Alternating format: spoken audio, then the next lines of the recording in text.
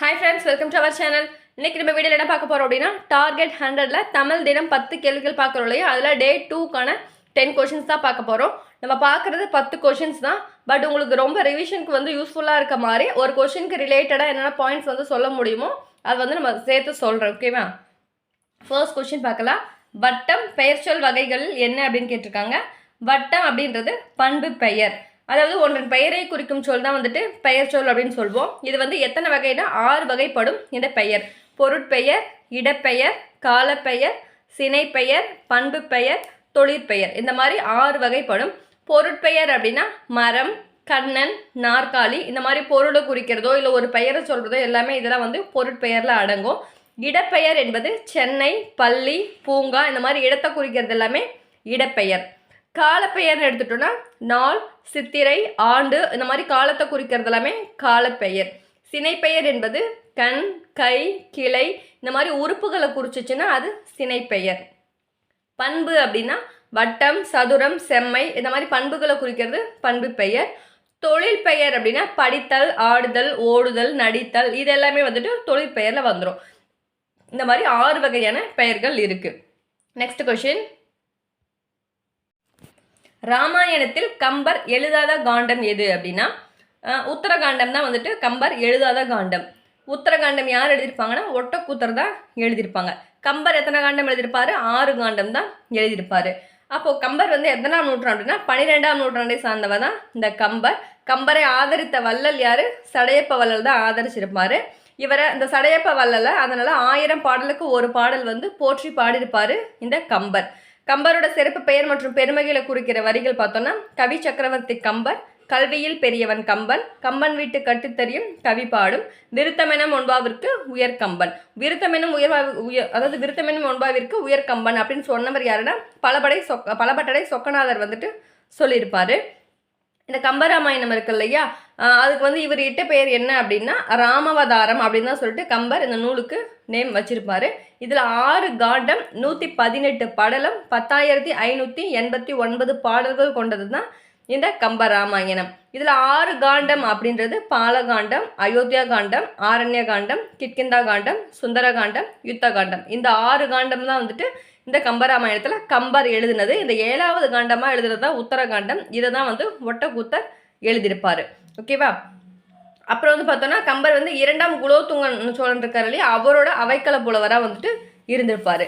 கம்பரோட நூல்கள்னு பார்த்தோன்னா சடோக பரந்தாந்தாதி, ஏர் எழுபது, சிலை எழுபது, சரஸ்வதி அந்தாதி, திருக்கை வழக்கம், இதெல்லாம் வந்துட்டு கம்பருடைய நூல்கள். இந்த கம்பராமாயணம் வந்துட்டு சந்தநயம் மிக்கவை. இது வந்து ஒரு வழிநூல். ஏன்னா வந்துட்டு வால்மீகி எழுதின ராமாயணத்தை தழுவி தான் வந்துட்டு இந்த கம்பராமாயணத்தை எழுதியிருப்பார். அதனால் இது ஒரு வழிநூல்.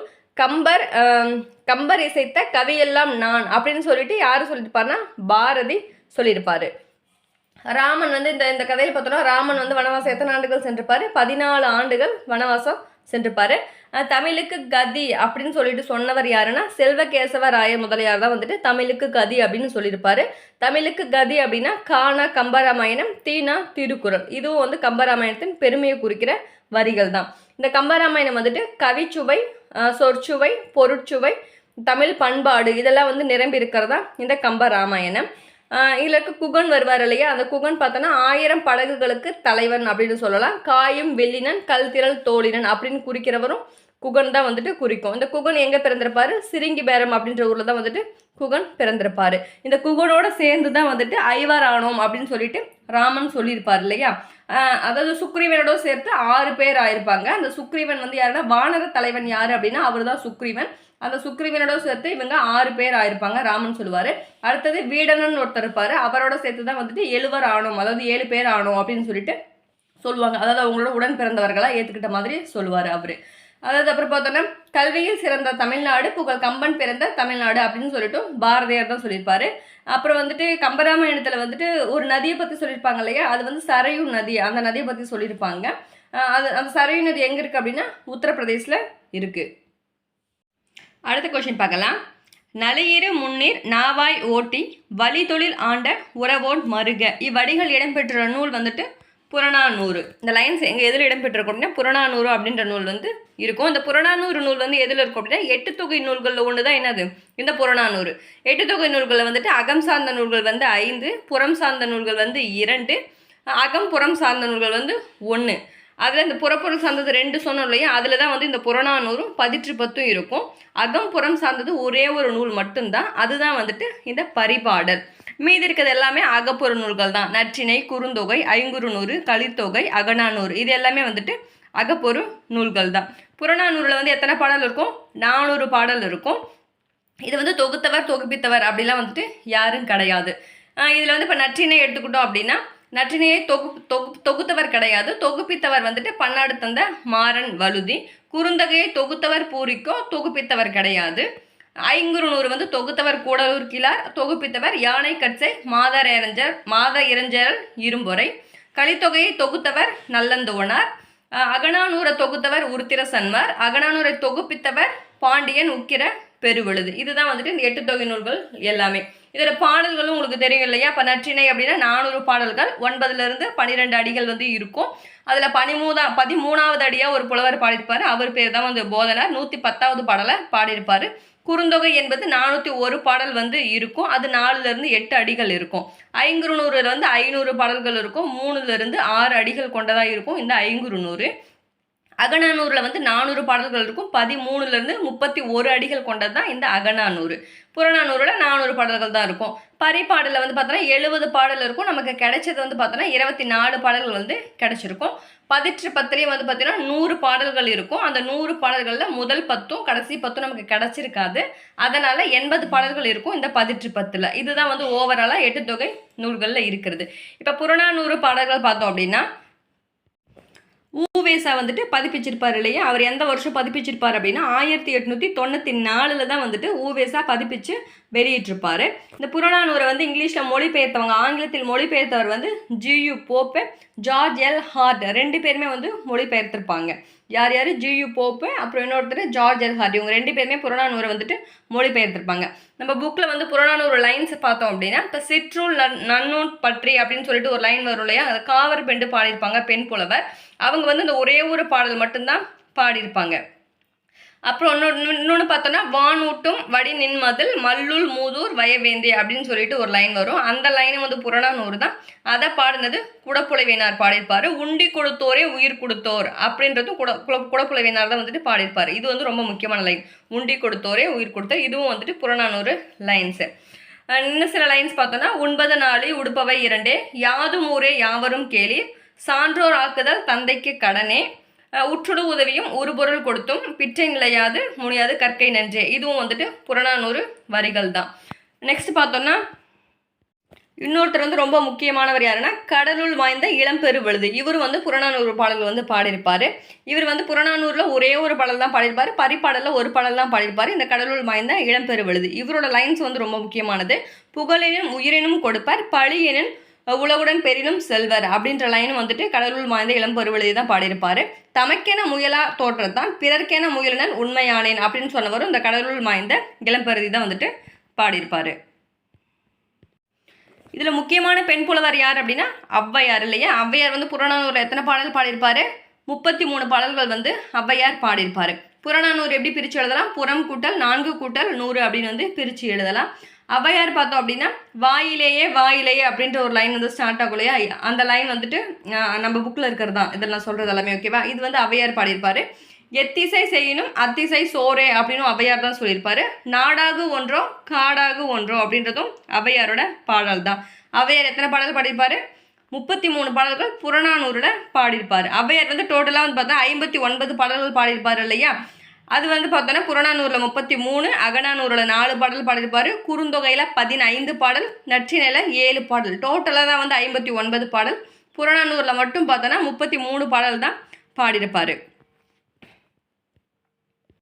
இந்த புறநானூறுக்கு வந்துட்டு கடவுள் வாழ்த்து பாடியிருப்பாங்கல்ல, அவங்க யார் பாடியிருப்பாங்கன்னா பாரதம் பாடிய பெருந்தேவனார் தான் பாடியிருப்பார்.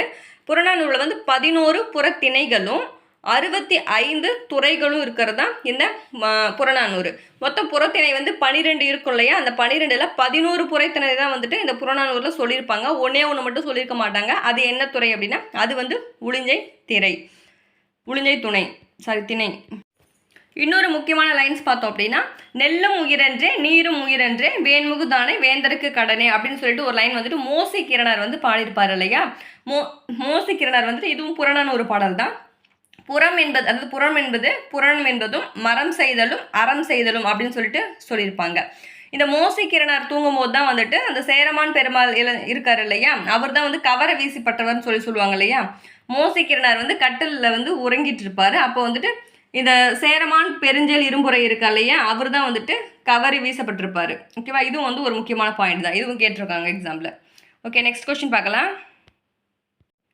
உலா என்னும் சிற்றிலக்கியத்திற்கு வழங்கப்படும் மற்றொரு பெயர் என்ன அப்படின்னா உலாப்புறம். உலான்னு சொல்லலாம், உலாப்புறம்னு சொல்லலாம். இப்போ உலா அப்படின்னா வந்துட்டு இது வந்து சிற்றிலக்கியத்தில் ஒன்று தானே. பாட்டோட தலைவன் வந்து உலா வருவாங்க, அதை சிறப்பத்தை பாடுறதால தான் வந்துட்டு இது உலா அப்படின்னு சொல்லிட்டு பெயர் பெற்றிருக்கும். உலா என்பதற்கு பவனி வரல் அப்படின்னு வந்துட்டு பொருள். உலா என்பதற்கு பவனி வரல் என்பது பொருளாகும். தலைவன் வீதியில் உலா வர எழுவகை பருவ மகளிரும் கண்டு காதல் கொள்வதை கூறுவது தான் வந்துட்டு இந்த உலா அப்படின்ற ஒரு சிற்றிலக்கியம். எத்தனை வகையான மகளிர்னா 7 வகை பருவம் மகளிர். ஓகேவா, இந்த இலக்கியம் வந்து பார்த்தோன்னா கலிவெண்பாவால் வந்து இயற்றப்படும். இதை தான் வந்துட்டு உலான்னு சொல்கிறோம், உலாப்புறம்னு சொல்கிறோம். இந்த 7 வகையான மகளிர் பருவம் இருக்கு இல்லையா, அது என்னென்னு பார்த்தோன்னா பேதை, பெதும்பை, மங்கை, மடந்தை, அறிவை, தெரிவை, பேரிளம் பெண். பேதை அப்படின்னா வந்து 5 to 7 வயது உடையவங்க. பெதும்பைனா 8 to 11, மங்கைனா 12, 13, மடந்தை அப்படின்றது 14 to 19, அறிவை என்பது 20 to 25 வயசு உள்ளவங்க, தெரிவை என்பது 26 to 32 வயது உள்ளவங்க, பேரிளம் பெண்றவங்க 32 to 40 வயது உள்ளவங்க தான் வந்துட்டு இந்த 7 வகையான பருவங்களை சார்ந்த பெண்கள் எல்லாமே. இதில் முக்கியமான ஒரு லைன் என்ன அப்படின்னா ஊரோட தோற்றமும் உரிதன மொழிபே அப்படின்னு சொல்லிட்டு தொல்காப்பிய நூற்பா வந்து சொல்லியிருக்கோம் இந்த உலாவை பற்றி. ஓகேவா, ஊரோட தோற்றமும் உரிதன மொழிபே அப்படின்றது தொல்காப்பிய நூற்பா உலாவை பற்றி சொல்லியிருக்கோம். அதாவது முதல் உலா அப்படின்னா பார்த்தோன்னா திருக்கைலாய ஞான உலா. அந்த திருக்கைலாய ஞான உலா வந்து யார் எழுதியிருப்பாங்கன்னா சேரமான் பெருமாள் நாயனார். இன்னொன்று பார்த்தோன்னா மூவருலா வந்துட்டு ஒட்டக்கூத்தர். தில்லை உலான்னு ஒன்று இருக்குது, அதுவும் ஒட்டக்கூத்தர் தான். ஓகேவா, தில்லை உலா, மூவருலா ரெண்டுமே வந்துட்டு ஒட்டக்கூத்தர் தான் பாடியிருப்பாங்க. ஓகே, அடுத்த கொஸ்டின் பார்க்கலாம். பாட்டினை போல் ஆச்சரியம் பாரின் மிசை இல்லையடா என கூறியவர் யாருன்னா பாரதியார் தான் வந்துட்டு அது மாதிரி சொல்லியிருப்பாரு. பாரதியார் பற்றி பார்த்தோன்னா பாரதியார் வந்து எப்போ பிறந்திருப்பாரு 11/12/1882 பிறந்திருப்பாரு. 11/9/1921 இறந்திருப்பாரு. அதாவது 20ஆம் நூற்றாண்டு இணையற்ற கவிஞர் தான் யாரு, இந்த பாரதியார். இவரோட இயற்பெயர் பார்த்தோன்னா சுப்பிரமணியன். பாரதியாருக்கு பாரதி அப்படின்ற பட்டத்தை யார் கொடுத்துருப்பாங்கன்னா எட்டயபுர மன்னர் தான் வந்துட்டு கொடுத்துருப்பாரு. இதே பாரதியாருக்கு மகாகவி அப்படின்ற பட்டம் கொடுத்தவர் வந்துட்டு வா ராமசாமி கொடுத்துருப்பாரு. பெண் உரிமைக்காகவும் மண் உரிமைக்காகவும் பாடியவர் இந்த பாரதியார். இவரோட நூல்கள் பார்த்தோன்னா பாஞ்சாலி சபதம், கண்ணன் பாட்டு, குயில் பாட்டு இதெல்லாமே வந்து பாரதியார் தான் பாடியிருப்பாரு. பகவத்கீதையும் வந்துட்டு மொழிபெயர்த்திருக்கு இந்த பாரதியார் தான் வந்து மொழிபெயர்த்திருப்பாரு. பாரதியாரோட பெற்றோர் வந்து சின்னசாமி லக்குமி அம்மையார். தான் என்ற ஒன்றை அளித்தவர் யாருனாலும் பாரதியார் தான். மதுரை சேதுபதி உயர்நிலைப் பள்ளியில் இவர் ஒர்க் பண்ணிட்டு இருந்திருக்காரு. இவரோட உரைநடை நூல்னு பார்த்தோம்னா சந்திரிகையின் கதை, தராசு, ஞானரதம் எல்லாமே வந்துட்டு பாரதியாரோட உரைநடை நூல்கள். இதழ்கள்னு பார்த்தோன்னா இந்தியா, விஜயா, சுதேசமித்திரன் இதெல்லாம் வந்துட்டு பாரதியாரோட இதழ்கள். பாரதியார் வந்து பாரதிதாசன் வந்துட்டு புகழ்ந்திருப்பார் இல்லையா, அவர் என்ன சொல்லிருப்பாருன்னா சிந்துக்கு தந்தை, செந்தமிழ் தேனி, புதிய அறம்பாட வந்த அறிஞன், மரம் பாடம் வந்த மறவன் அப்படின்னு சொல்லிட்டு பாரதிதாசன் வந்துட்டு சொல்லியிருப்பாரு. அதே பாரதியார் தான் என்ன பண்ணியிருப்பாரு, கருத்து படம் இருக்கு இல்லையா, அதை வந்துட்டு ஃபர்ஸ்ட் வெளியிட்டிருப்பாரு. கேலி சித்திரம் அதை வந்துட்டு என்ன இதழில் வெளியிட்டிருப்பாருன்னா இந்தியா அப்படின்றதில் தான் வந்துட்டு பாரதியார் வெளியிட்டிருப்பாரு. அப்புறம் வந்து உரைநடையும் கவிதையும் இருக்குல்ல, உரைநடையும் கவிதையும் இணைந்து யாப்புக்கட்டுகளுக்கு அப்பாற்பட்டு எழுதப்பட்டது தான் இந்த வசன கவிதை. இதை தான் வந்துட்டு புது கவிதை அப்படின்னு நம்ம சொல்கிறோம். இந்த பாரதியார் வந்துட்டு புதுக்கவிதை எழுதுவதற்கு முன்னோட இருந்தவர் யாருன்னா அந்த அமெரிக்கா கவிஞர் வால்ட் விட்மன். அந்த புள்ளின் இதழ்கள் எழுதியிருப்பார் இல்லையா, அந்த வால்ட் விட்மன் தான். அப்புறம் வந்துட்டு பெண்களுக்காகவே வந்துட்டு ஒரு இதழ் வந்து நடத்திருப்பார் இல்லையா, நடத்தணும் அப்படின்னு நினச்சிருப்பாரு, ஆனால் நடத்திருக்க மாட்டார். சித்ராவளி அப்படின்ற பெயரில் வந்து பெண்களுக்காக கருத்து படமுக்காக ஒரு இதழை வந்துட்டு நடத்தணும் அப்படின்னு பாரதியார் நினச்சிருப்பாரு, அந்த சித்ராவளி. ஆனால் வந்து அதை நடைமுறைப்படுத்திருக்க மாட்டார். அவர் வந்து இந்தியா அப்படின்ற இதழ்லே வந்துட்டு அந்த கருத்து படத்தை வெளியிட்டிருப்பார். பெண்களுக்காக நடத்தியது தான் வந்துட்டு இந்த சக்கரவர்த்தினி அப்படின்ற ஒரு இதழ். இதே அந்த இந்தியா அப்படின்ற இதழ் வந்துட்டு சனிக்கிழமை வரும். சிவப்பு கலரில் வந்துட்டு இருக்கும் அந்த இந்தியா அப்படின்ற வந்து இதழ். பாரதியாரோட மனைவி வந்துட்டு செல்லம்மாள். அதனால் வந்துட்டு இவர் வந்து என்ன புனைப்பெயர்லாம் எழுதியிருப்பார் அப்படின்னா கண்ணம்மா, வள்ளி இந்த மாதிரி புனைப்பெயரில் வந்துட்டு எழுதியிருப்பார். இன்னொன்று வந்து பார்த்தோன்னா மகுடமிடல், அந்த தலைப்பிடுதல் இருக்கு இல்லையா, தலைப்பு வைக்கிறோம்ல, அதை வந்துட்டு மகுடமிடல் அப்படின்னு சொன்னவரும் பாரதியார் தான் சொல்லியிருப்பார். தேசிய கவிஞர் என பாராட்டப்படுபவரும் பாரதியார் தான். முன்னறி புலவர் அப்படின்னு சொல்கிறதும் பாரதியார் தான். வாலிய செந்தமிழ் வாலிய நற்றமிழ் அப்படின்னு வந்துட்டு பாடலை பாடினவர் பாரதியார் தான் பாடியிருப்பார். தற்கால இலக்கியத்தின் விடிவெள்ளி, தற்கால இலக்கியத்தின் விடிவெள்ளி அப்படின்னு சொல்லிட்டு பாராட்டப்படுபவரும் வந்துட்டு பாரதியார் தான். நம்ம புக்கில் இருக்க லைன்ஸ் பார்த்தோம் அப்படின்னா காணி நிலம் வேண்டும் அப்படின்னு சொல்லிட்டு ஒரு பாடல் கொடுத்துருப்பாங்க இல்லையா, காணி நிலம் வேண்டும் பராசக்தி காணி நிலம் வேண்டும் கத்தும் குயிலோசை சற்றே வந்து காதில் பட வேண்டும் அப்படின்ற வரியை வந்துட்டு பாடினவரும் பாரதியார் தான். அப்புறம் காற்றே வா அப்படின்னு சொல்லிட்டு இன்னொன்று இருக்கும், அதுவும் பாரதியார். காற்றே வா மகரந்த தூளை சுமந்து கொண்டு வான்னு சொல்லிட்டு இன்னொரு பாடல் இருக்கும், அதுவும் வந்து பாரதியாரோட தான். திக்குகள் எட்டும் சிதறி தாம் தருகிட அப்படின்ற ஒரு லைன் கொடுத்துருப்பாங்க, அதுவும் வந்துட்டு பாரதியாரோட லைன்கள் தான். அவரோட லைன்ஸ் வந்து நிறையவே இருக்கும் இல்லையா, ஆயுதம் செய்வோம் நல்ல காகிதம் செய்வோம் அப்படின்ற லைன் வந்துட்டு பாரதியாரோட தான். இன்னொன்று பார்த்தோன்னா நெஞ்சில் உரமும் இன்றி நேர்மை திறமும் இன்றி அப்படின்ற லைனும் வந்துட்டு பாரதியார் தான் சொல்லியிருப்பாரு. யாமறிந்த புலவர்களே கம்பனை போல் அப்படின்ற வரி சொல்லியிருப்பார் இல்லையா, அதுவும் வந்துட்டு பாரதியார் தான் சொல்லியிருப்பார். யாமறிந்த அப்படின்னு வந்தாவே அது பாரதியார் தான் குறிக்கும். அப்புறம் முக்கியமானதுன்னு பார்த்தோம்னா பாரதியார் வந்துட்டு பாஞ்சாலி சபதம் வந்து எழுதியது பாரதியார் தான் எழுதியிருப்பார். இந்த பாஞ்சாலி சபதம் தான் வந்துட்டு 2 பாகம் 5 சருக்கம் 412 பாடல்கள் கொண்டது தான் இந்த பாஞ்சாலி சபதம். இதில் 5 சருக்கம் சொல்கிறோம் இல்லையா, அது என்னன்னு பார்த்தோன்னா சூழ்ச்சி சருக்கம், சூதாட்ட சருக்கம், அடிமை சருக்கம், துகிலுறுதல் சருக்கம், சபத சருக்கம். இதுதான் வந்துட்டு அந்த 5 சருக்கம். வியாசர் எழுதிய பாரதத்தை தழுவி தான் வந்துட்டு இந்த பாஞ்சாலி சபதத்தை பாரதியார் எழுதியிருப்பார். இந்த பாஞ்சாலி சபதத்தில் வந்து கொம்பினை ஒத்த மடப்பிடி அப்படின்னு ஒரு லைன் வரும் இல்லையா, அதில் இந்த மடப்பிடி அப்படின்றது யாரை குறிக்கினா பாஞ்சாலியை தான் வந்துட்டு குறிக்கும். அதுக்கப்புறம் நமக்கு தொழில் கவிதை நாட்டிற்கு உழைத்தல் அப்படின்னு சொல்லிட்டு வந்துட்டு பாரதியார் தான் சொல்லியிருப்பார். தமிழ்நாட்டில் தமிழ் புலவர் ஒருவன் இல்லை எனும் வசை நீங்க வந்து தோன்றியவரும் வந்துட்டு பாரதியார் தான். ஓகே, அடுத்த கொஸ்டின் பார்க்கலாம். பின்வரும் சொல்லின் சரியான கூட்டுப்பொருளை தேர்வு செய்க. எறும்பு அப்படின்னா என்னத்தை குறிக்கும்? எறும்பு வந்து சாறைன்னு தான் சொல்லுவோம் இல்லையா, அதாவது நிறைய கூட்டமாக இருக்கிறது வந்துட்டு என்ன குறிக்கும் அப்படின்னா எறும்பு வந்து சாறைன்னு சொல்லுவோம். எறும்பு நிறையா போச்சு அப்படின்னா எறும்பு சாறை. நெக்ஸ்ட் கொஸ்டின், சொற்களின் கூட்டு பெயர்களில் தவறான இணையை கண்டறிகன்னு கொடுத்துருக்காங்க. மக்கள் கூட்டம் தான் சொல்லுவோம், கரெக்டு. நிறை தான் சொல்லுவோம், ஓகேவா.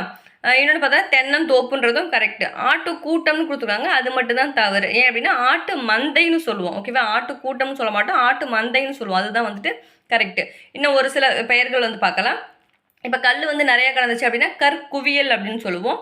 புல் நிறையா இருக்கிறத புற்கட்டு அப்படின்னு சொல்லுவோம். சாவி கொத்து, யானை வந்து கூட்டம், ஓகேவா, யானை கூட்டம். திராட்சை வந்து குலை, மாந்தோப்பு, பலா குலை, அந்த மாதிரி நிறையா இருக்கிறதெல்லாம் வந்துட்டு அந்த மாதிரி சொல்லுவோம். அடுத்த கொஸ்டின் பார்க்கலாம். சரியான விடையை தேர்வு செய்க. தனித்தமிழுக்கு வித்திட்டவர் யார் அப்படின்னா பரிதிமாற் கலைஞர். தனித்தமிழுக்கு வித்திட்டவர் பரிதிமாற் கலைஞர். இந்த மாதிரி தமிழை பற்றி நிறைய லைன் சொல்லியிருப்பாங்க இல்லையா. வீறுநடை செம்மொழி அப்படின்ற லைனை சொன்னவர் பாவலர் ஏறு பெருஞ்சித்தனார் சொல்லியிருப்பார்.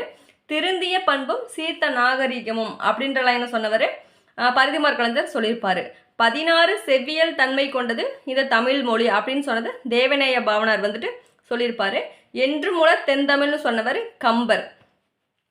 விரிவாக உருவாக்கப்பட்ட இலக்கியங்கள் வேறு எம்மொழியிலும் இல்லைன்னு சொன்னது செக் நாட்டுக்காரர் வந்துட்டு கமிலஸ் வல்லபல் அப்படின்றவர் வந்து சொல்லியிருப்பார். தமிழ் இலக்கணம் வந்து படிக்க விருப்பத்தை உண்டாக்கும் அப்படின்னு சொன்னவர் வந்து கெல்லட் வந்து சொல்லியிருப்பார். இன்ற மொழியியல் வல்லுநர்கள் பேணி பின்பற்றத்தக்க வழிமுறைகளை தொல்காப்பியம் கூறுகிறது அப்படின்னு சொன்னவர் முனைவர் எமினோ சொல்லியிருப்பார். நம்ம தமிழ் மொழி வந்து பார்த்தோம்னா அதாவது ஒரு மொழி அப்படின்னா 33 ஒலிகள் வந்து இருந்தாவே போதுமானது. ஆனால் நம்ம தமிழ் மொழி வந்து பார்த்தோன்னா 500 ஒலிகள் வந்து கொண்டது. நம்ம தமிழ் மொழியை வந்துட்டு செம்மொழியை எப்போ அறிவிச்சிருப்பாங்க? 2004 வந்து அறிவிச்சிருப்பாங்க. உயர்தனி செம்மொழி அப்படின்ற கட்டுரையை எழுதினவர் பரிதிமாற் கலைஞர். உயர்தனி செம்மொழி அப்படின்ட்டு வந்துட்டு ஆங்கில நூல் ஒன்று எழுதியிருப்பார், அது வந்து தேவநேய பாவனார், ஓகேவா. ரெண்டுமே உயர்தனி செம்மொழி தான்.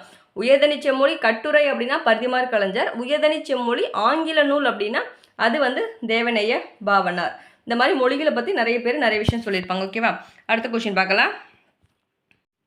பன்னிரு திருமுறைகளில் முதல் 3 திருமுறைகளை தொகுக்கப்பட்ட பாடல்களை பாடியவர் யார் அப்படின்னா திருஞான சம்பந்தர். முதல் 3 திருமுறைனாவே யார் படிப்பாங்க? சம்பந்தர் தான் பாடியிருப்பாரு. இதில் திருஞான சம்பந்தரும் திருநாவுக்கரசரும் பார்த்தோன்னா 7ஆம் நூற்றாண்டை சார்ந்தவங்க. சுந்தரரும் மாணிக்க வாசகரும் பார்த்தோன்னா 9ஆம் நூற்றாண்டை சார்ந்தவங்க. இவங்க 4 பேருமே ஓகேவா. இவங்க வந்து சைவ சமய குறவர்கள் வந்து 4 பேர் சொல்லுவோம் இல்லையா, அதில் 4 பேர் தான் சம்பந்தர், திருநாவுக்கரசர், சுந்தரர், மாணிக்க வாசகர். இதே மூவர் முதலிகள் அப்படின்னு சொன்னால் மாணிக்க வாசகர் மட்டும் வர மாட்டார். சம்பந்தர், அப்பர், சுந்தரர் இவங்க 3 பேர் வந்துட்டு அதில் வந்துடுவாங்க. இந்த சைவம் பரப்பியவர்கள் வந்து பார்த்தோன்னா 63 நாயன்மார்கள் இருப்பாங்க இல்லையா, அதில் 4 பேர் தான் வந்துட்டு இவங்க. அதாவது இப்போ திருஞான சம்பந்தர் வந்து 1, 2, 3 முதல் 3 திருமுறையை பாடினவர் தான் திருஞான சம்பந்தர். இவர் வந்து பார்த்தோன்னா சீர்காழியில் பிறந்திருப்பாங்க. உமையம்மை கிட்ட ஞானப்பால் உண்டவரும் வந்துட்டு இந்த திருஞான சம்பந்தர் தான். திராவிட சிசு அப்படின்னு சொல்லிட்டு ஆதிசங்கரால் அழைக்கப்பட்டவர் இந்த திருஞான சம்பந்தர். ஆளுடைய பிள்ளை, காளி வள்ளல், பாலரா வாயன் அப்படின்லாம் சொல்லிட்டு யார் அழைப்பாங்கன்னா இந்த ஞான சம்பந்தர்களே திருஞான சம்பந்தர் தான் வந்துட்டு அழைப்பாங்க. இந்த 12 திருமுறைகள் இருக்கு இல்லையா, அந்த 12 திருமுறைகளையுமே தொகுத்தவர் யாருன்னா நம்பியாண்டார் நம்பி தான் வந்து தொகுத்திருப்பாங்க. இதே திருநாவுக்கரசராக இருந்தால் 4, 5, 6ஆம் திருமுறை தான் வந்துட்டு திருநாவுக்கரசர். இவரோட இயற்பெயர் வந்து மருள்நீக்கியார்னு சொல்லிட்டு சொல்வோம். இவர் வந்து திருவாமூரில் வந்துட்டு பிறந்திருப்பார். ஃபர்ஸ்ட் வந்து சமண சமயமாக இருக்கும்போது இவரோட பெயர் வந்துட்டு தருமசேனர். யாரோட பேர்? திருநாவுக்கரசர் இருக்காருல்ல, இவரோட பேர் ஃபர்ஸ்ட் சமண சமயத்தில் இருக்கும்போது தருமசேனர். அதுக்கப்புறம் தான் இவங்க அக்கா வந்துட்டு அவங்க பேர் வந்துட்டு திலகவதி. இவங்க தமக்கை திலகவதி இருப்பாங்க. அவங்க சொல்லி தான் வந்துட்டு இவர் சைவ சமயத்துக்கு மாறியிருப்பார். சூளை நோயால் ஆட்கொள்ள பெற்றவரும் இந்த அப்பர் தான் வந்துட்டு இருந்திருப்பார். உளவார தொண்டர், அப்பர் அப்படின்லாம் வாகீசர், தாண்டக வேந்தர் இதெல்லாமே வந்துட்டு அப்பரை தான் குறிக்கும். குளித்தெழுந்த நாயனார் அப்படின்னு சொன்னாலும் அப்பரை தான் குறிக்கும். நாமார்க்கு குடியெல்லாம் நமனை என்றும் நரகத்தில் இடர்பட்டோம் நடலை அப்படின்றத இது லைன் வந்து யார் சொல்லியிருப்பாங்கன்னா அப்பர் தான் சொல்லியிருப்பாரு. இன்பமே என்னாலும் துன்பமில்லை, என் கடன் பணி செய்து கிடப்பதே அப்படின்றது எல்லாமே அப்பரோட வரிகள் தான். சுந்தரர் பார்த்தோன்னா அவர் 7ஆம் திருமுறை. இவர் நம்ம புக்கில் பார்த்தோன்னா திருக்கேதாரம் அப்படிங்கிற ஒரு ஹெட்டிங் இருக்குல்லையே, அந்த ஹெட்டிங்கில் வந்துட்டு ஒரு தலைப்பில் பாடியிருப்பார். பாடல் நம்ம பார்த்துருக்கோம். இவர் எழுதியது வந்து பார்த்தோன்னா திருத்தொண்ட தொகை தான் வந்துட்டு சுந்தரர் எழுதியிருப்பார். இந்த திருத்தொண்ட தொகையை முதல் நூலாக கொண்டு தான் வந்துட்டு பெரிய புராணத்தை வந்து சேக்கிலார் வந்துட்டு எழுதியிருப்பார். பதிகம் அப்படின்னா என்ன சொல்லுவோம், 10 பாடலை குறிக்கும். சதகம் அப்படின்னா 100 பாடலை குறிக்கும். சுந்தரரோட பாட்டு பார்த்தோன்னா பண்ணின் தமிழ் இசை பாடல், கண்ணின் ஒளி கனகச்சுனை அப்படின்றது வரது எல்லாமே சுந்தரரோட பாடல் தான். கனகச்சுனை அப்படின்னா பொன் வண்ண நீர்நிலை அப்படின்னு அர்த்தம். அப்புறம் பார்த்தோன்னா இவர் வந்து பார்த்தோன்னா சுந்தரர் வந்து திருமுனைப்பாடி நாட்டில் உள்ள திருநாவலூரில் தான் வந்துட்டு பிறந்திருப்பார். நம்பி ஆரூரார் அப்படின்னு வந்துட்டு இவரை சொல்லுவோம். அப்புறம் வந்துட்டு இவரோட பெற்றோர் தான் வந்துட்டு சடையனார் இசைஞானியார் அப்படின்னு வந்துட்டு சுந்தரரோட பெற்றோர். யாரால் வளர்க்கப்பட்டார் இந்த சுந்தரர் அப்படின்னா நரசிங்க முனையராயர் அப்படி ஒருத்தர் இருப்பார். அவரால் வளர்க்கப்பட்டவர் தான் இந்த சுந்தரர். தம்பிரான் தோழன் என அழைக்கப்படுவரும் இந்த சுந்தரர் தான். சுந்தரர் வந்து இறைவனால் ஆட்கொண்டப்பட்ட இடம் வந்து திருவெண்ணை நல்லூர். நெக்ஸ்ட் பார்த்தோன்னா மாணிக்க வாசகர். இவர் 8ஆம் திருமுறை வந்து எழுதியிருப்பார். என்னென்ன எழுதியிருப்பார்? திருவெம்பாவை, திருவாசகம் தான் இவர் எழுதியிருப்பார். திருவாசகத்தில் 658 பாடல்கள் வந்துட்டு இருக்கும். திருவாசகத்தில் வந்து 51 திருப்பதிகமும் 658 பாடல்களும் 38 சிவத்தலங்களை பற்றியும் இவர் பாடியிருப்பார். ஓகேவா, 51 திருப்பதிகம், 658 பாடல்கள், 38 சிவத்தலம். இது வந்து புக்கில் இருக்கிறதுனால ஞாபகம் வச்சுக்கோங்க. ஓகேவா. அப்புறம் பார்த்தோன்னா இவர் திருவாசகத்தை வந்துட்டு ஜியு போப் வந்து மொழிபெயர்த்திருப்பார் இல்லையா, 1900 மொழிபெயர்த்திருப்பார். அழுது அடியடைந்த அன்பர் அப்படின்னு சொல்கிறவர் வந்துட்டு யாரை குறிக்கும்னா மாணிக்க வாசகரை தான் குறிக்கும். இவர் எழுப்பிய கோவில் வந்து பார்த்தோன்னா ஆளுடையார் கோவில் அப்படின்றதான் வந்துட்டு இந்த மாணிக்க வாசகர் அவர் கட்டிய கோவில் ஆளுடையார் கோவில். இது எங்கே இருக்குன்னா திருப்பெருந்துறையில் வந்துட்டு இருக்கும். ஓகேவா. நெக்ஸ்ட் கொஸ்டின் பார்க்கலாம். கீழ்கண்ட சொல்லின் வேர் சொல்லை எழுதுக. ஒரு சொல் கொடுத்துருக்காங்க. அந்த சொல்லுக்கு வந்து எது வேர் சொல் அப்படின்னு கேட்டிருக்காங்க. பயின்றான் அப்படின்ற சொல்லோட வேர் சொல் எதுன்னு பார்த்தோன்னா பயில். இது மாதிரி வந்துட்டு ஒரு வேர் சொல்லோ இல்லை பெயரெச்சம் வினையச்சம் இந்த மாதிரி ஏதோ ஒன்று கேட்டுருவாங்க கொஷினில் கண்டிப்பாக.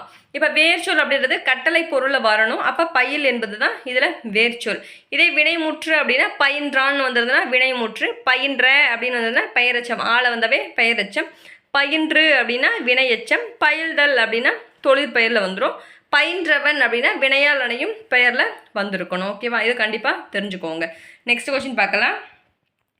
கடைச்சங்க காலத்தில் தமிழகத்தில் எழுதப்பட்ட எழுத்துக்கள் எவ்வாறு அழைக்கப்பட்டன அப்படின்னா கண்ணெழுத்துக்கள் அப்படின்னு தான் வந்துட்டு அழைக்கப்பட்டாங்க. எப்போ அப்படின்னா கடைச்சங்க காலத்தில். ஓவியத்துக்கு முன்னாடி ஃபர்ஸ்ட் பார்த்தோன்னா கண்ணெழுத்து, அப்புறம் தான் வந்துட்டு ஓவியம் அப்படிலாம் வந்துட்டு வந்திருக்கும். இது வந்துட்டு ஓவியம்னு எடுத்துட்டோம்னா இப்போ கோட்டோவியங்கள் இருக்கு இல்லையா, கோட்டோவியம்லாம் பார்த்தோன்னா இப்போ நேர்கோடு, கோணக்கோடு, வளைகோடு இந்த மாதிரி கோடுகள் இருக்கும். இந்த மாதிரி எந்த கோட்டை வந்து பயன்படுத்தி வரைஞ்சாலுமே அதுதான் வந்துட்டு கோட்டோவியங்கள் அப்படின்னு சொல்லிட்டு நம்ம சொல்வோம். இதில் வந்து முக்கியமானது அப்படின்னு பார்த்தோம்னா ஓவியக்கலை இருக்கு இல்லையா, அந்த ஓவியக்கலை வந்துட்டு எப்படிலாம் சொல்லலாம் அப்படின்னா ஓவு, ஓவம், ஓவியம், சித்திரம், படம், படாம், வட்டிகை செய்தி இது எல்லாமே வந்து எதை குறிக்கும் அப்படின்னா ஓவிய கலையை தான் வந்துட்டு குறிக்கும். ஓவு, ஓவம், ஓவியம், சித்திரம், படம், படாம், வட்டிகை செய்தி. இன்னொன்று பார்த்தோன்னா ஓவிய கலைஞர்கள் இருப்பாங்க. அப்போ ஓவியம் வரைகிறவங்க தானே அந்த ஓவிய கலைஞர்கள்.